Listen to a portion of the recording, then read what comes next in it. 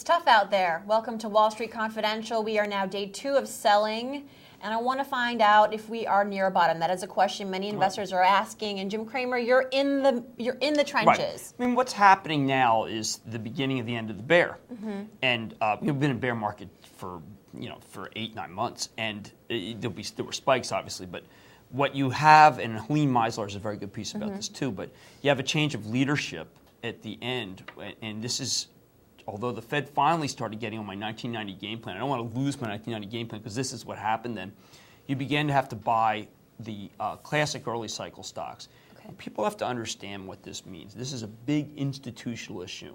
We have very few viewers who are institutional. Most viewers are trying to figure out what to do with their money.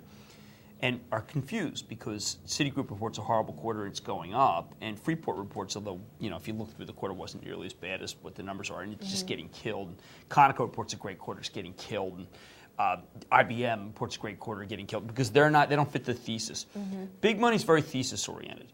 Once they feel that the Fed is fully engaged, and obviously with a 3/4 point emergency cut and what everyone believes is more cuts ahead, and they haven't denied that yet, that means that you have to switch your what you've been selling. And they literally, they will stop selling retail and bank and start buying retail and bank. I know it's very hard for people to understand institutional money, but the really early guys have to spend, it costs them, time is their enemy. They have to be in these stocks before the turn in the economy.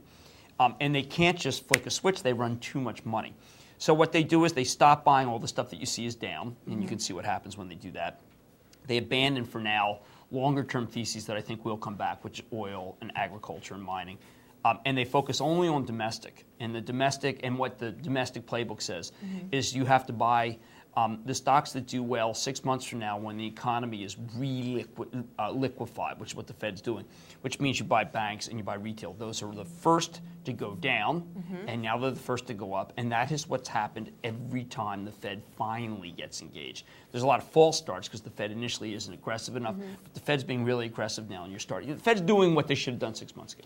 Back to this idea of a bottom, we're seeing that Wall Street's becoming Main Street news, cover of the New York Times. It's on everyone's radar. Is that an indication of a turning point? Yeah, I mean, one of the things that I find you can't abandon, despite the turmoil, is you can't abandon the indicator that when the New York Times runs a full banner on the market, that's a sign of a bottom. You can't abandon the indicator that when the oscillator goes to above -5, that's a sign of a bottom. And you can't abandon the indicator that when the bull-bear ratio goes to around 39.41, that's a bottom. You can't abandon the indicator that says that the VIX, when it spikes to 30, is a bottom. You want to abandon them because it's just so chaotic, but those are really the benchmarks. That's the dashboard right now. And what that says is, look, find something to buy, even as painful as it is. And that's what people are doing. I mean, the institutions are doing, not people. People don't understand this move at all. It's what I'm trying to explain it here. Okay. So maybe sometimes it's worth it to look at what the institutions are doing. Right. I talk about this endlessly in the book Real Money, and I'm not trying to sell a book. I've been getting a lot of hate mail from institutions because I'm trying so hard to figure it out and I'm playing openly, and I'm going to make a lot of mistakes. But the book Real Money details this cycle shift, and that's what's happening. It's textbook. Yeah, and remember, it may not be right. If the Fed doesn't cut next week, it will be completely wrong. We've had a lot of false starts, including last August when the Fed cut. But if the Fed cuts, and they have to bet that way, then all these stocks are going to keep going higher. Well, in the next video, Jim, I want to talk to you about the Fed and its course and see, where you think we should actually be. Yeah, absolutely. This is Wall Street Confidential. Thank you to Jim Cramer. I'm Farnoosh Torabi. Stay tuned.